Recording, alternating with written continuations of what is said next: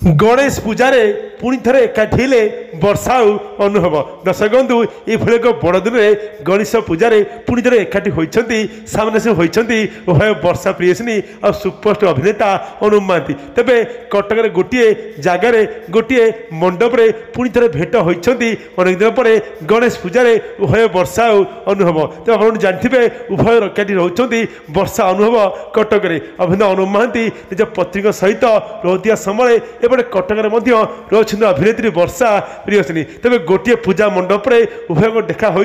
हठात तेज खबर मुताबक प्रथम अभिनेता अनुप महांती नुआ पत्नी जागृति को सांगर नहीं जाए गोटे जगार पहुँचते एवं गणेश पूजा लगी गणेश अर्चना लगी से समय हठात पहुँचला अभिनेत्री वर्षा प्रियसिनी तेज अभिनेता अनुप महांती